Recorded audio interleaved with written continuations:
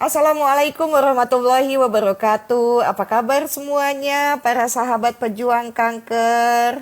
Kembali saya Syahnas Haq ada di acara IG Live Nutriken. Malam ini kita akan membahas topik yang sangat menarik sekali. Topik yang mungkin sering diabaikan oleh banyak orang tentang bagaimana kaitannya dampak dari kanker dengan kesehatan mental kita. Dengerin deh. Ini adalah salah seorang sahabat yang luar biasa yang membuat kita menjadi lebih percaya diri. Ya, wajahnya ganteng tapi jangan ditaksir karena di pengantin baru. Baru 6 bulan. Halo Kak Sana, apa kabar? Kabar baik sayang. Nah ini adalah Mas Hasan Askari. Beliau adalah seorang CEO dari Ace Consultant Indonesia dan co-founder dari Arwi OK Project. Begitu ya Mas Hasan ya. Dan acara ini didukung tentu saja oleh Nutriken, nutrisi tepat pasien kanker. Produk kerjasama Rumah Sakit Kanker Darmais yang tinggi energi dan protein, mengandung BCAA, omega 3, dan kaya antioksidan dan sumber serat. Tersedia dalam 2 varian rasa yaitu jeruk dan stroberi dan sebentar lagi akan ada pisang. Yuk Mas Hasan, langsung aja ya. Langsung kasih ilmu. Ini ilmunya Mas Hasan bagus. Jadi kalau mau dicatat, catat semua pejuang kanker atau yang semua saat ini sedang mengalami depresi, catat karena manusia susah ingat, gampang lupa. Jadi catat ya ilmu ini. Oke, yang pertama nih Mas Hasan.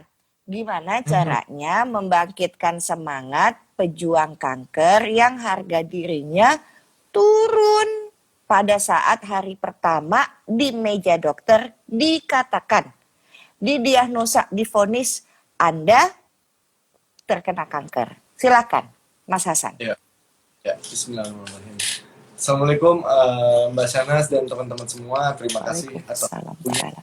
Ya, aku langsung aja ya Mbak Shanas ya, to the point aja. Karena di awal nih, di awal banget Mbak Shanas sudah nanya gimana caranya kalau kita dihadapin sama diagnosis kanker. Ini kayak benar-benar kita tuh lagi ngalamin gitu ya Mbak Shanas ya. Karena kita kan waktu hidup tuh semuanya berjalan lancar sampai tiba-tiba nggak ada angin, nggak ada hujan, kita punya benjolan, terus kok kayaknya ini agak sakit gitu, kita udah mulai takut, mulai curiga, googling gitu kan, kok waktu googling yang muncul ngeri-ngeri gitu.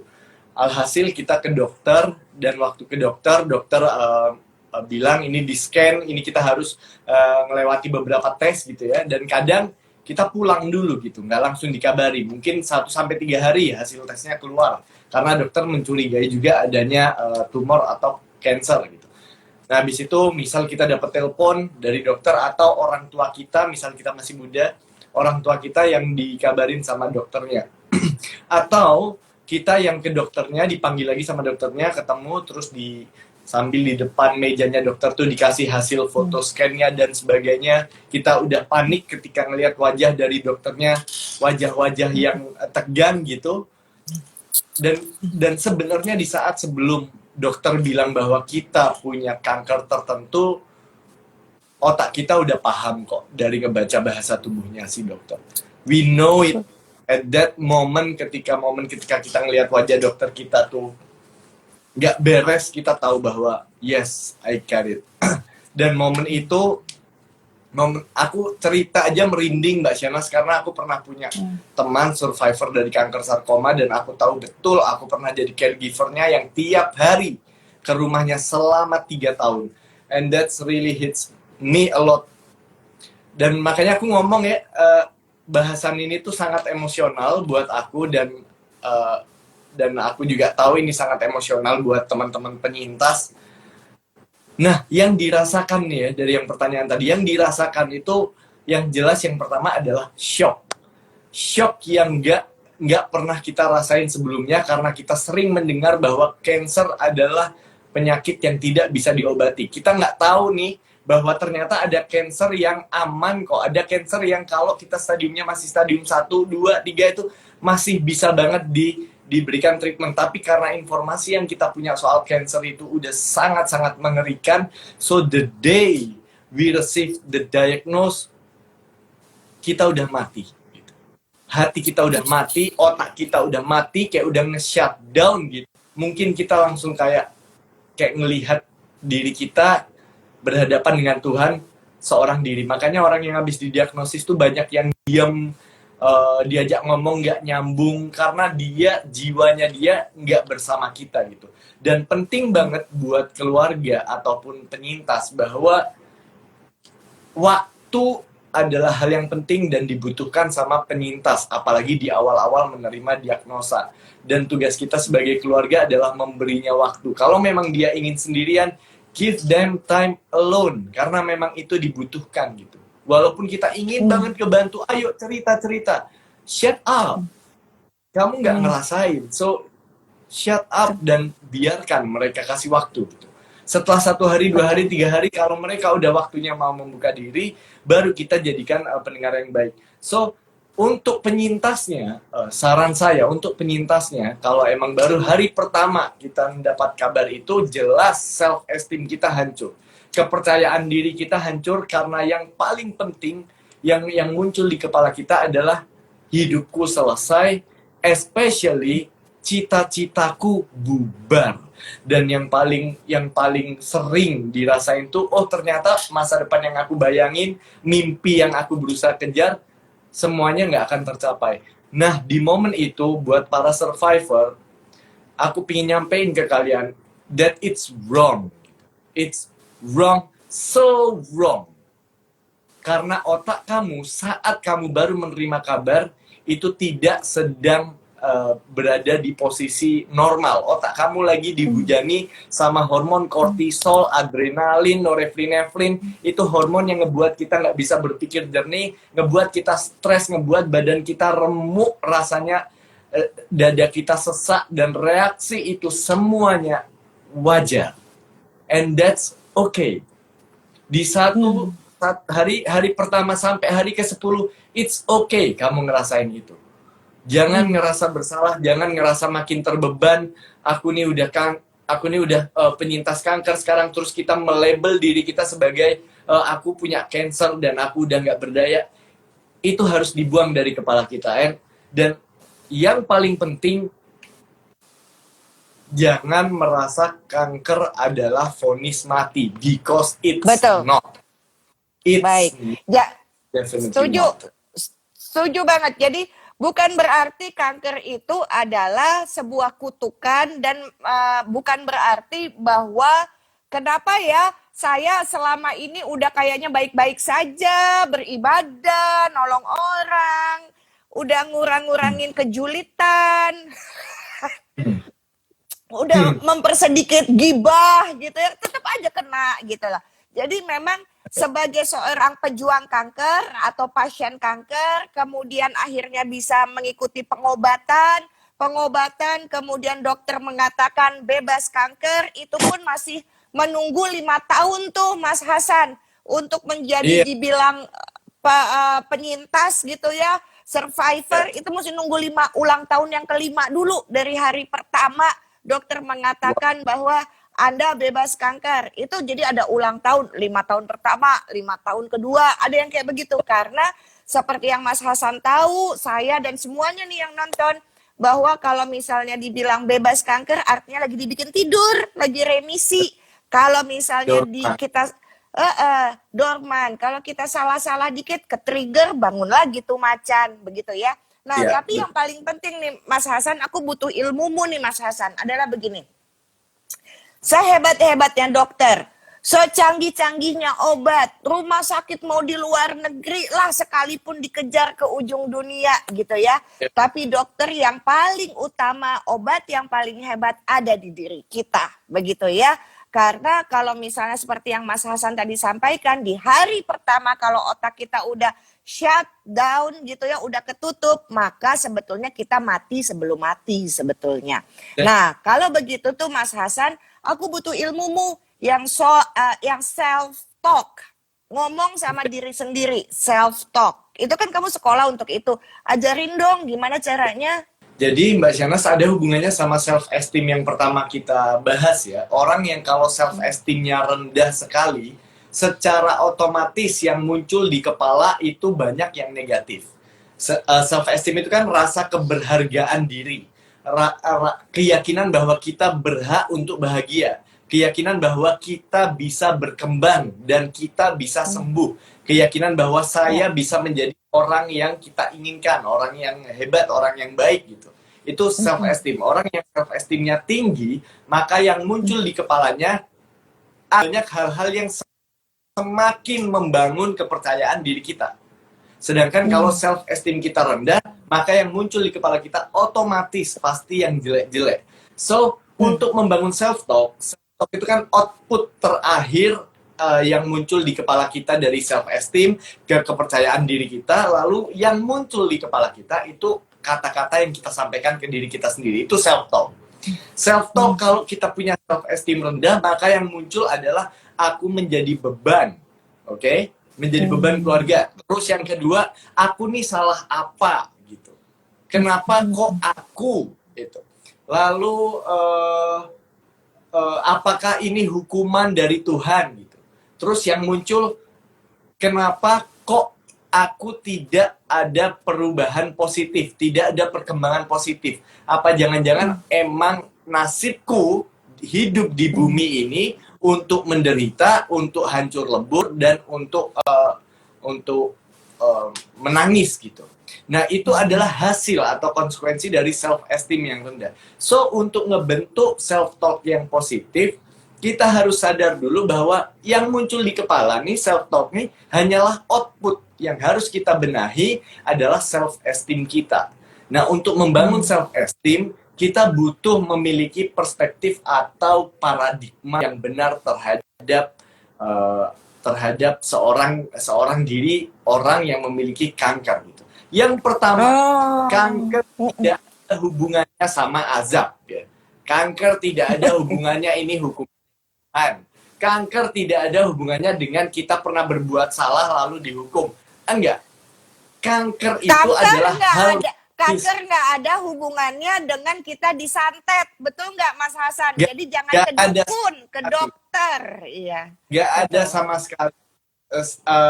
Kanker nggak ada hubungannya sama kena mata tuh istilahnya orang-orang tuh, kena mata atau ada orang nggak suka lalu didoain buruk, nggak ada. Nah, paradigma kita nih harus realistis dulu, harus real dulu. Faktanya sekarang aku memiliki kanker, itu fakta. Oke, fakta itu harus kita terima dulu, kita proses dulu informasi bahwa aku nih benar-benar punya kanker. Jangan didinai, karena biasanya orang tuh di awal-awal mendinai, dari keluarga juga mendinai. Enggak, nanti kita bawa ke pengobatan alternatif. Enggak, nanti kita gini, aman kok. Tunggu dulu. Terima dulu faktanya, karena ini penting banget. Di 6 stage of grief itu 6 level berduka. Level pertama adalah denial. Level paling akhir adalah acceptance. Nah, kita harus segera selesai ke level acceptance. Kita terima bahwa kita adalah orang yang dengan kanker ya. Kita nih bukan orang kanker. Kita orang dengan kanker. Orang yang memiliki kanker. Di kenyataan itu kita harus terima dulu. Lalu yang harus kita lakukan adalah kita mencari informasi yang bagus. Informasi yang bagus tidak kita dapatkan dari grup WA, apalagi yang isinya tetangga-tetangga kita yang nggak tahu apa-apa soal kanker. Oke, informasi yang bagus itu penting. Setelah itu, setelah kita udah dapat informasi yang bagus, ini sama dengan hoax ya, sama dengan soal COVID. Kalau kita dapat informasi yang buruk, kita akan cepat kena COVID dan kita akan nggak tahu gimana cara menolong diri kita waktu kena COVID. Karena informasi yang ada di kepala kita amburadul gitu, salah semua. Nah, yang paling penting setelah kita mencari informasi yang tepat, yaitu dengan ke dokter, kita cari tahu cara treatmentnya apa. Kita dengan ke dokter konsultasi treatment yang terbaik apa. Oke? Lalu dokter akan bilang treatment ini. Kenyataan itu harus kita dulu bahwa menjadi orang dengan kanker memiliki level hidup yang lebih sulit dari orang lain. Itu berarti kita harus memiliki paradigma dari sudut pandang, berarti kita nih dipilih untuk menghadapi hidup yang lebih sulit dari orang lain. It means aku jauh lebih kuat daripada orang lain. Makanya aku yang diberi misi sama Tuhan untuk menghadapi kankerku ini. Oke, paradigma itu harus benar. Nah, setelah itu baru waktunya kita mengisi kepala kita dengan self-talk yang benar, self-talk yang positif. Apa itu? Nggak perlu muluk-muluk, nggak perlu ngasih afirmasi yang nggak masuk akal. Karena otak kita tahu kok kalau kita ngomong nggak masuk akal. Jadi kasih aja afirmasi. Aku akan bertahan, aku akan melawan kanker ini dengan semua kemampuanku setiap hari. Dan walaupun someday aku drop, mentalku drop, aku akan tetap bangkit lagi. Dan kalau misal aku jatuh, aku akan bangkit lagi karena aku tahu tidak akan ada orang yang bisa nolong aku selain diriku sendiri. No Betul, one is setuju. you, kecuali Setuju. kita sendiri. So, dari Setuju situ banget. kita bangun, dari situ kita harus bangun nih self talk-nya. Oke, aku sekarang merasakan ini supaya aku tidak semakin parah, aku harus melakukan ini. Supaya aku memiliki kedamaian walaupun sakit, aku akan memaksa diriku untuk melakukan yoga, untuk melakukan meditasi, untuk beribadah. Karena fokus kita adalah memperbaiki keadaan. Hancur nih sekarang. Tapi fokus kita memperbaiki. Apa yang bisa kita lakukan? Ayo, kita semangatin diri kita sendiri untuk memperbaiki keadaan. And that's it. Baik. Nah, baik. Mas Hasan, saya suka tuh kalimatnya. Saya ambil ya yang belakang adalah kita itu dipilih karena Tuhan Ya. itu nggak pernah jahat sama kita, Ya. gitu ya.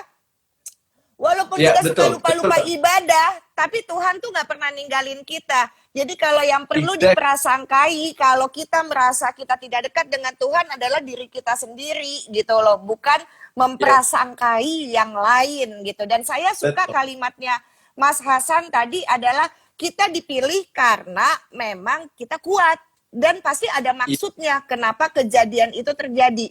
Lepas kita meninggal karena kanker atau tidak, pasti ada maksudnya di balik itu. Begitu ya. Nah, itu yang menariknya adalah buat saya seperti layaknya shifting paradigm. Jadi paradigmanya tuh kayak di klok, dibalikin lagi, di klok, dibalikin lagi. Ini Mbak Nana, Selvina Zu, ini bagus sekali Mbak Nana, terima kasih udah nonton. Mbak Nana nanya, ini Mas Hasan, Kak Hasan, 6 level tadi ya dari denial sampai acceptance, kan durasi orang kan beda-beda ya gitu loh. Kenapa ada yang cepat, kenapa ada yang lama banget. Lola, loadingnya lama gitu ya. Belum juga, masih stay di apatis aja. Silakan Kak. Betul. Iya, jadi 6 level dari berduka itu kan emang ada tahapan ya, dan tahapan yang secara alamiah muncul di kita itu awalnya denial, terus nanti anger, kemarahan gitu ya, nggak mau menerima kenyataan dan kita marah sama kenyataan hidup itu. Dan emang beda-beda karena tiap orang memiliki cara berpikir, cara merasa, pengalaman masa lalu yang berbeda-beda. Orang yang cepat untuk naik ke level acceptance itu bukan orang yang optimis, bukan orang yang pesimis. Even orang optimis itu nggak bisa loh dapat langsung cepat ke acceptance. Karena accept ini dari kata menerima. Menerima apa? Realita. Jadi orang yang optimis justru biasanya dia punya ekspektasi atau harapan yang terlalu positif. Dia merasa aku bisa cepat sembuh, aku bisa cepat pulih. Begitu kenyataannya tidak sesuai dengan yang terjadi, justru dia akan semakin hancur. Makanya aku bilang sudut pandang yang paling optimal buat menghadapi kanker, dalam menghadapi masalah hidup adalah dengan mengembangkan paradigma realistis, menjadi orang yang realistis. Kamu lihat orang rata-rata tuh menghadapi kanker dan akhirnya berhasil tuh berapa lama, berapa tahun. Siapa kita? Siapa kita? Kita kekuatan apa kok bisa berharap sebulan selesai? Aku bukan menjatuhkan semangatmu, tapi takutnya harapanmu yang nanti tidak terjadi itu justru akan membuat kita semakin shock. Karena dari awal kita udah nggak realistis. Nah, orang yang paling cepat naik ke acceptance adalah orang yang sudah terbiasa punya cara berpikir, cara melihat kehidupan dengan sudut pandang yang realistis. Jadinya, begitu ada sesuatu yang buruk gitu ya, dia mengizinkan dirinya untuk feeling depressed, untuk berada di fase depresi. Dia izinkan. Karena dia tahu nggak mungkin manusia normal punya kayak gini, terus fine-fine aja. So dia terima itu, dia terima dia fase-fase dia hancur di bawah, tapi dia juga tahu bahwa aku harus segera bangkit.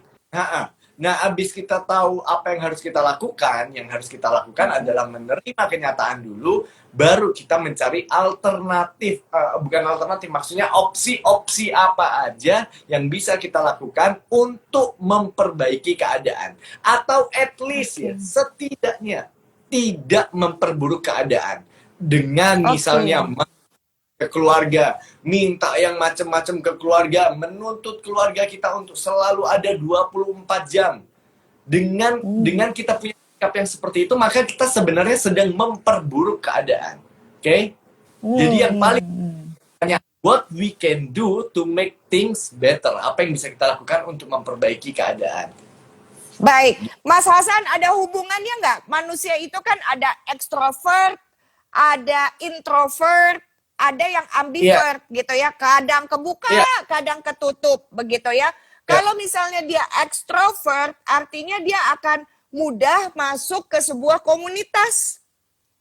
Kan mendengarkan dan berbagi cerita itu juga seperti layaknya terapi buat jiwa kita supaya jiwa kita sehat. Berbagi kisah itu bukan bagi-bagi duka. Berbagi kisah itu dan mempelajari kisah orang lain akan membuat kita juga lebih tepat menentukan terapi pengobatan karena kita belajar dari pengalaman orang lain. Karena kalau belajar dari pengalaman sama dengan kita, mengalami perjuangan yang sama dengan kita, itu menyembuhkan hati kita loh. Melihat bahwa kita itu sangat membantu. Betul, karena Mas Hasan kalau yang ngomong dokter ya bisa begini, iya situ sih memang tahu teorinya, tapi nggak pernah ngerasain kena kanker kan dok, begitulah. Tetapi kalau misalnya sesama pejuang kanker itu kayaknya senasib merapatkan barisan. Tapi kan Mas Hasan itu buat orang-orang ekstrovert ya. Tapi kalau orang introvert, dia itu kan hanya bisa terbuka dengan satu orang gitu loh Mas Hasan. Dia itu merasa tidak nyaman kalau ada di sebuah komunitas yang begitu ramai orang gitu. Jadi menjadi sulit dong dia untuk mendapatkan itu. Silakan Mas Hasan. Betul. Oh iya, jadi ini sebelum menjawab itu ya. Dan ekstrovert introvert ini Mbak Syah bisa berubah atas dua hal ya. Ada dua hal yang bisa merubah temperamen dasar kita gitu. Sifat dasar kita. Yaitu yang pertama adalah perubahan peran dalam hidup. Dari yang awalnya ibu rumah tangga, tiba-tiba suaminya meninggal atau cerai, tiba-tiba dia harus jadi tulang punggung untuk anak-anaknya, itu bisa merubah sifat. Dan yang satu lagi adalah significant experience, hal-hal pengalaman yang signifikan. Itu bahasa psikologinya untuk nasib buruk terjadi. Shit happen, kalau bahasa tuh. Ada hal-hal yang full kita dari belakang tuh. Itu bisa merubah. Jadi yang extrovert, even yang ekstrovert pun bisa menjadi introvert banget begitu dia tahu dia punya kanker. Nah, oke.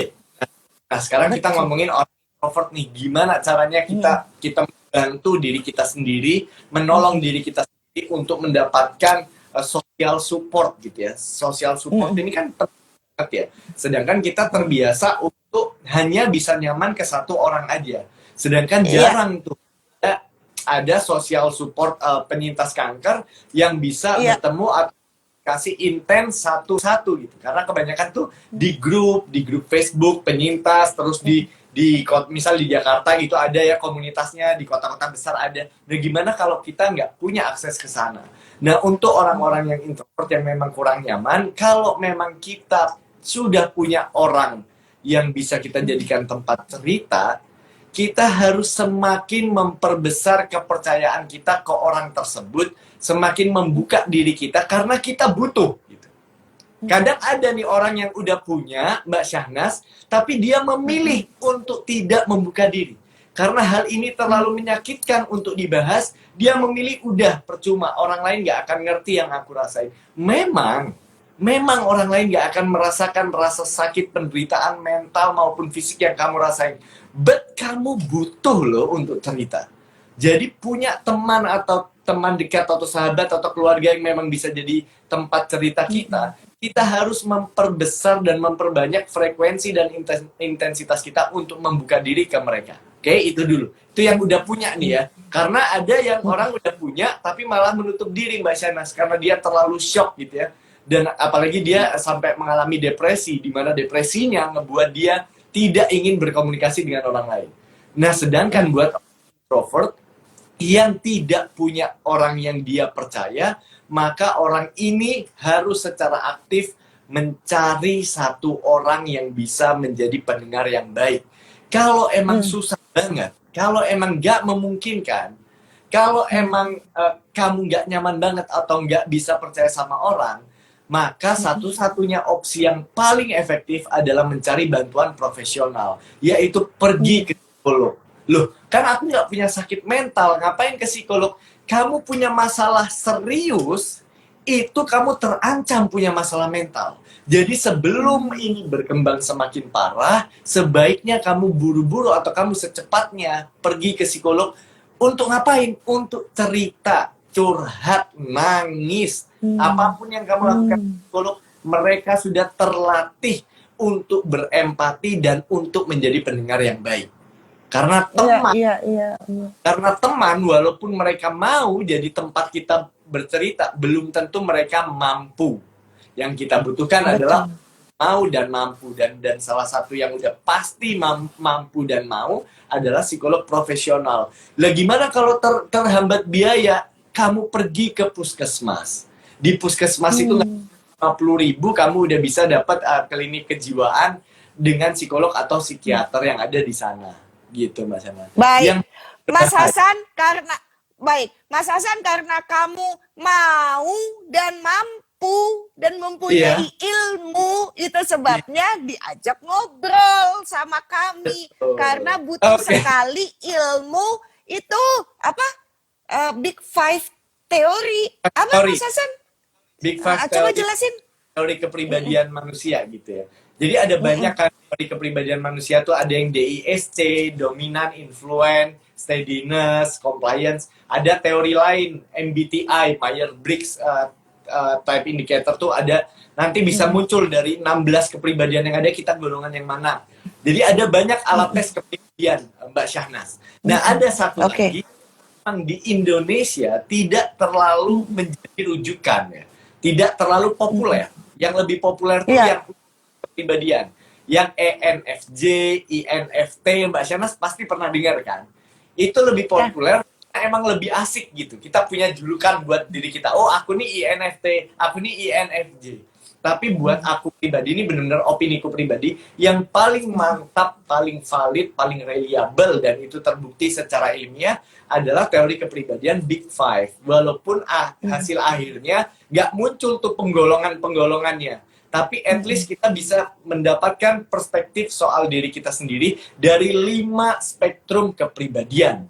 Yaitu kalau disingkat OCEAN, OCEAN gitu. Yang pertama adalah openness to experience, seberapa kita tuh orangnya terbuka dengan pikiran-pikiran baru, dengan hal-hal baru, untuk mencoba hal-hal yang menantang, dan hal-hal kognitif lainnya tuh openness to experience.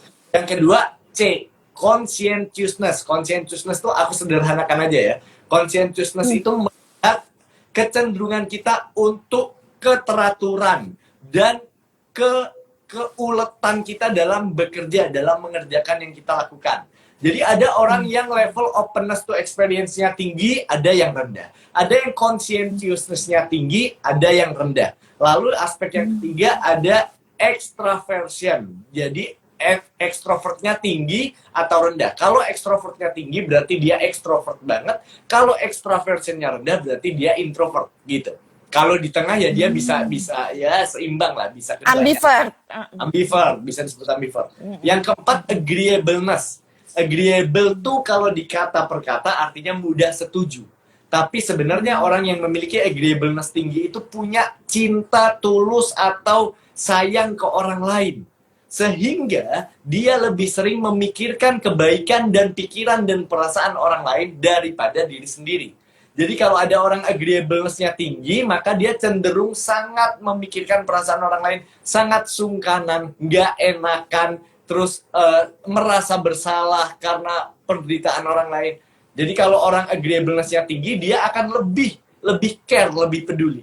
Tapi kalau agreeableness-nya rendah, maka dia adalah orang yang disagreeable, itu orang yang tidak terlalu memikirkan perasaan orang lain. Orang yang pemimpin yang tega menghina timnya, menjelek-jelekkan pekerjaan timnya, itu berarti level agreeableness beliau rendah. Gitu. Karena dia nggak penting perasaan tuh, yang penting pekerjaan gitu. Sedangkan orang agreeable kalau jadi pemimpin, dia mau negur bawahannya nih mikir berkali-kali, dia sakit hati nggak ya? Dia bakal mikir dia ini nggak disemangatin nggak ya? Kayak gitu. Kayak itu agreeableness. Dan di Indonesia, rata-rata orangnya tuh agreeableness-nya cukup tinggi. Karena kita selalu diajarkan untuk menjadi penyayang, sopan santun, tata krama. Tapi kita jarang diajarkan untuk asertif, untuk memasang boundaries dari orang-orang yang mengambil hak kita, untuk melawan orang-orang yang menindas kita. Itu jarang diajarkan. Jadi rata-rata orang Indonesia lumayan tinggi gitu. Dan yang terakhir, neuroticism. N itu neuroticism. Neuroticism adalah kecenderungan seseorang untuk merasakan atau mengalami emosi negatif. Orang yang neuroticismnya tinggi, dia lebih mudah tersinggung, lebih mudah sakit hati, lebih mudah merasa kecewa, lebih mudah patah hati, lebih mudah merasa tidak disayang. Nah, berarti orang yang neuroticismnya tinggi, kalau dia kena kanker, maka dia besar kemungkinan lebih mudah merasa bersalah, menjadi beban. Dia merasa kecewa karena keluarganya tidak memperhatikan dia seperti yang dia bayangkan. Dan neuroticism ini hal yang paling dekat dengan gangguan mental, terutama kecemasan dan depresi gitu. Kenapa saya tanya? Iya. Ya. Silakan Mas Hasan selesaikan. Ya. Udah selesai belum? Yang tinggi itu punya kemungkinan yang lebih tinggi untuk punya gangguan kecemasan dan depresi daripada orang yang neuroticismnya rendah gitu. Iya. Kenapa saya nanya yang tadi ya, yang jadinya Ocean ini? Karena saya melihat, dan Mas Hasan juga pasti melihat banyak di sekitarnya, kan kita tahu ya, it needs two to tango, dan tango tuh nggak bisa sendirian, mesti berduaan gitu loh Mas Hasan.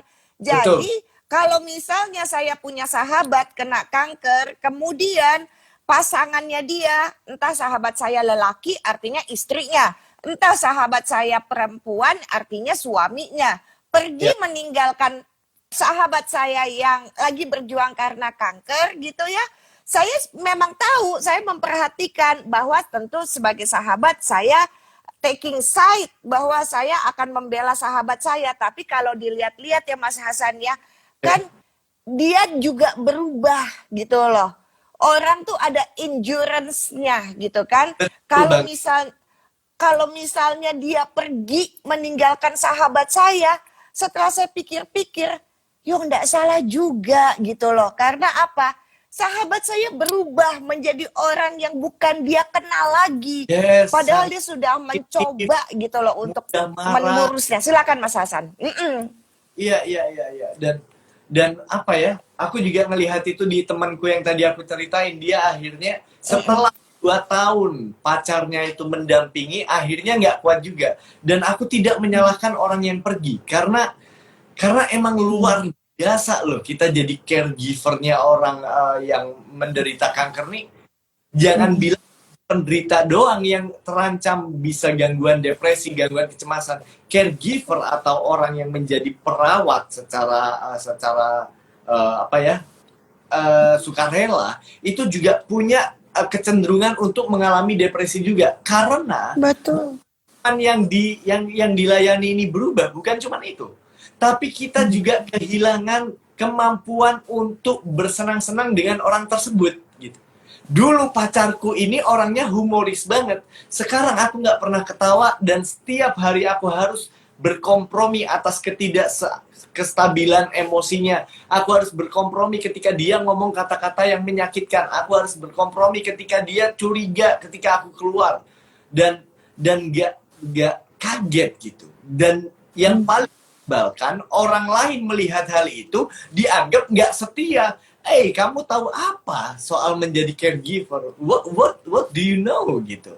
Perjuangan penderitaan caregiver itu juga nggak bisa diremehkan loh. Dan wajar banget bagi kita manusia normal juga mencari kebahagiaan kita. Dan aku juga ingin menyampaikan ya untuk para caregiver, nggak harus kamu merasa bersalah. Apalagi kalau setelah meninggalkan tiba-tiba orang yang dirawat itu meninggal dunia atau lebih parah gitu. Nggak harus kamu merasa bersalah. Karena kamu udah melayani 1 tahun, 2 tahun itu kamu udah sangat berjasa bagi kemanusiaan. Sangat berjasa buat dia dan keluarganya. Nah, aku ke Mbak Shanas yang tadi ngomong, kita tuh berubah loh waktu kita punya kanker. Of course kita berubah. Yang aneh kalau kamu punya kanker dan kamu tidak berubah. Oke. Okay? Aneh banget dong, berarti ada yang salah dari cara kamu memproses masalah yang kamu hadapi. Nggak ada ceritanya orang dihadapkan dengan terminal life threatening illness gitu ya, penyakit yang mengancam nyawa, lalu sudut pandang dia terhadap kehidupan tetap sama. Nggak ada ceritanya. Nggak ada ceritanya juga orang yang pernah mengalami life threatening disease, penyakit mengancam nyawa, memiliki pandangan yang sama tentang orang lain dan tentang dirinya sendiri. Oke? Jadi it's okay untuk berubah, sangat wajar kamu berubah. Cuman gini. Kalau memang kamu berubah menjadi orang yang emosinya tidak stabil, kamu lebih mudah marah karena kamu kehilangan power, kamu kehilangan harapan, kamu kehilangan hobimu, passionmu, wajar ya. Tapi kamu pikir kalau sampai kamu menyebalkan, orang itu akan gak kuat loh lama-lama sama kamu. Jadi berpikir realistisnya adalah, kalau aku gak kuat menahan gejolak kemarahanku, ketidakterimaanku, kekecewaanku, maka aku lebih besar kemungkinan akan sendirian. Dan kanker plus sendirian, gak ada yang lebih parah daripada itu. So kita harus berpikir konsekuensi. Itu berarti kita juga harus berjuang, bukan cuma menghadapi kanker, tapi menghadapi gejolak hati kita yang mulai berontak gitu, mulai ingin marah, mulai ingin bahkan ada yang menjadi nakal gitu. Karena betul. Kayaknya nggak akan lama, aku mau puas-puasin senang-senang, nggak sedikit tuh. Akhirnya dia minum alkohol, bahkan maaf ya, ada yang selingkuh. Betul. Kehilangan apa ya, sense of happiness gitu. Apa yang bisa ngebuat aku ngerasa hidup? Jadi ada bahkan orang yang menderita kanker, dia selingkuh, menyelingkuhi orang yang bertahun-tahun, berbulan-bulan ngerawat dia tanpa bisa ngerasain senang gitu. So kamu harus berpikir matang-matang atas konsekuensi dari perubahanmu. Dan itu emang susah sekali. Baik. Nah, kalau yang ini, itu juga banyak kenyataan yang ada datang di kami yang saling bahu-membahu gitu ya. Mas Hasan adalah seorang wanita yang didiagnosa dia terkena kanker payudara, harus diangkat. Entah sebelah atau kedua payudaranya, atau yang disebut dengan mastektomi gitu ya. Nah, kemudian itu kan identitas perempuan, belum menikah pula. Itu rasanya dia rasanya dia tuh pasti gak ada tuh kebayang bahwa dia akan menikah, Mas Hasan. Dia pasti berpikirnya gak ada lelaki yang mau ngawinin perempuan gak punya payudara, kan begitu kan? Silakan Mas Hasan, bagaimana membantu para pejuang kanker yang begitu? Tahu soal itu. Bisa menyusui nggak ya Mbak Shanas? Nggak bisa ya? Kalau no nipple. Nggak bisa. Oke. Wow, oke. Jadi Mbak Shanas, wow. Aku sangat turut sedih ya buat yang ngalamin ini, siapapun kamu gitu. Tapi kalau kamu akhirnya memang faktanya menjadi orang penderita kanker payudara dan harus diangkat, ya kamu merasa hancur boleh. Tapi tugas selanjutnya setelah menerima tadi ya, acceptance, menerima kenyataan, yang tugas kita selanjutnya adalah merubah cara kita melihat kehidupan gitu. Bahwa kenyataannya hidup itu ada berbagai aspek selain menikah dan punya anak. atau punya anak deh, karena masih mungkin ada orang yang memang mau menikah sama kamu karena mereka cinta atau mereka melihat kebaikan dalam hati kita. Itu masih mungkin ya. Tapi penting bagi kita kalau kita menjadi penderita yang disebutkan tadi ya, maka penting untuk melihat hidup kita dari jauh gitu. Oke, hidupku ini apa aja sih, kita lihat dari atas ya. Begitu kita lihat dari atas, kita melihat ada aspek pernikahan memang satu ya, dan punya anak satu nih, kan satu. Lalu ada lagi karir, oke, pekerjaan, karir. Lalu ada lagi keluarga. Lalu ada lagi pertemanan, friendship, oke. Lalu ada lagi hobi, oke. Dan ada lagi istirahat. Nah, yang hilang dari diri kita ketika kita memiliki kanker payudara dan sudah diangkat gitu ya, adalah satu dari 6 hal ini. Memang satu ini adalah ibu jari. Emang ini adalah hal yang sangat penting bagi manusia. Oke. But faktanya kita telah kehilangan ini. Oke. Itu berarti hidup kita satu aspeknya telah dicabut oleh kehidupan, atau Tuhan meminta kita untuk bisa menghargai 5 hal yang lain dengan mengorbankan satu ini. Ini cara lihat kita, oke? So, kita sekarang punya 5 aspek kehidupan lain, kecuali anggap aja nggak menikah ya, kecuali pernikahan dan punya anak, oke? Kita masih punya 5 lain. Dan semakin kita tidak mau merelakan yang ini, yang lain juga akan hancur. So, pilihannya adalah kita mengikhlaskan satu nih hilang, dan yang lain bisa kita kembangkan, atau kita tidak mengikhlaskan ini dan yang lain ikut hancur. Sama kayak orang yang apa ya, yang dia kehilangan masa depan karena misal dia seorang atlet lalu dia cedera dan misal harus diamputasi kakinya, dia nih bisa saja menganggap semua hidupnya hancur. Padahal yang hancur satu aspek dari kehidupan. Maka penting sekali buat penderita kanker untuk melihat hidup dari sudut pandang yang lebih luas gitu.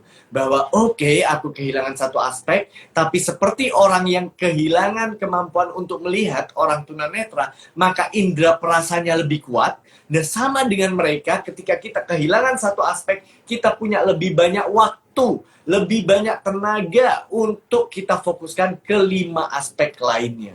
Seperti karir, memberikan sumbangsih ke komunitas penderita kanker, kita bisa memberikan semangat, kita memiliki banyak waktu yang seharusnya dihabiskan untuk menikah dan mengurus anak, untuk hal-hal yang lain, aspek yang lain. Kamu bisa berolahraga bebas, kamu bisa. Nah, itu Kak Syahnas harus kita lakukan, because we have no choice. And sometimes dalam hidup we have no choice. Betul. Betul. Bahwa kita nggak punya pilihan. Kita lakukan how to stop making things worse. Gimana caranya berhenti memperburuk keadaan.